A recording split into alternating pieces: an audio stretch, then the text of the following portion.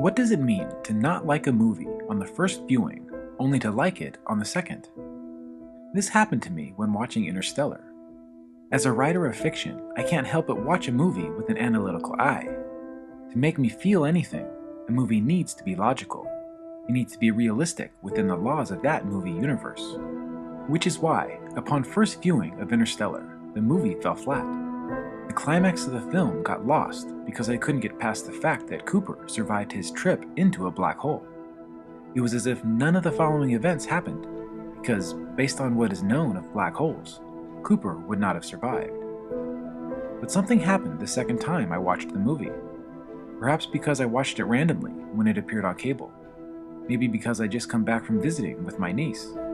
Or perhaps because I already knew what happened, there was nothing that could disappoint. Whatever the reason, upon viewing the film a second time, the rational wall that had previously blocked my immersion into the film broke down. The story evoked emotion, and I enjoyed it. I wondered what my different experiences meant. I wondered how they should affect my own current and future writing projects. I asked myself if a logical, coherent story really is more important than what I feel when watching it. Which then led me to ask if my first experience with a story is more important than the second or third. For a brief moment, I didn't know what my different experiences meant, as if I had somehow become trapped in a bottle without a clear way out. My experience with Interstellar can be used to explore the concept of meaning more generally. Perhaps the most important philosopher of the 20th century, Ludwig Wittgenstein, helped popularize an analytical movement within philosophy aimed at cleansing the world from meaningless nonsense. In his Tractatus, Wittgenstein developed a system of formal logic that could be used to determine the meaning of propositions by uncovering their truth values. To have meaning, a proposition needed to have a truth value, and the best way of uncovering the truth value was through scientific inquiry. If something contradicted logic or science, such as surviving a trip into a black hole, it held no meaning. My first viewing of Interstellar fell under this line of thought. But Wittgenstein's brilliance did not come from his Tractatus. On the contrary, his status as perhaps the most important 20th century philosopher comes from how he helped overthrow the very movement he helped popularize. In his posthumously published work, Philosophical Investigations, Wittgenstein demonstrates through a series of thought experiments that meaning has no natural property, that words and events are given meaning more from context than any kind of relationship to the natural world. Wittgenstein saw that people tend to misuse language, and that such a misuse of language led to much of the philosophical problems throughout the centuries.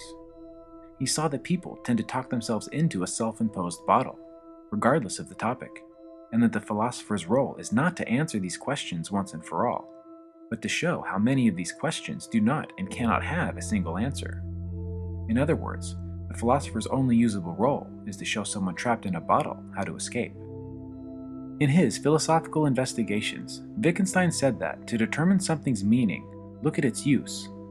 For me, one use of writing is to evoke emotion within the reader. The more the story's parts remain plausible and coherent, the greater the chance the audience will feel what you want them to feel. But a coherent story alone does not ensure emotion. An emotion can rarely be evoked by a rational explanation. Take love. Love is both non-rational and extremely meaningful. It overturns or at least challenges the Aristotelian notion that rationality is what drives people and makes them unique from other life forms.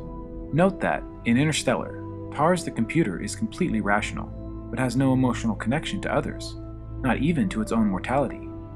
Dr. Mann is a clear metaphor for self-preservation, which is not distinctive from lesser forms of life. Love is what pushed Cooper to explore space, not the rational interest of saving the species. There was little to no connection in such an idea. Love was needed. Without the non-rational, non-scientific connection between a father and his children, the species would not have been saved. Without such emotion, people would not be as willing to transcend rational thought and sacrifice themselves for a greater good. Thus, emotion became, in effect, at least as important and meaningful as all the rationality that went into designing all the high-end machinery. Both were needed, and one need not be greater than the other. Logic is a rational exercise where the principles of validity are applied to a system. Logic analyzes various parts to see how they cohere. A movie is such a system, but Interstellar is a reminder that a story can be more than the sum of its parts. A cringeworthy plot point that seems to contradict physics does not have to ruin the emotion felt from watching characters willing to sacrifice for those they love. And whether love is capable of transcending space and time seems less important to the story's success than how these scenes relate to the relationships we have in our own lives. I earlier asked what it means to not like a movie on the first viewing, only to like it on the second. I also asked what is more important, the logic of the parts or how those parts make us feel. By now, I hope it's become clear where the problem lies concerning these two questions. No problem exists in any answer formed. The problem exists only in conceptualizing the questions, and in the thinking that led us in the direction where we assumed that a single answer was needed.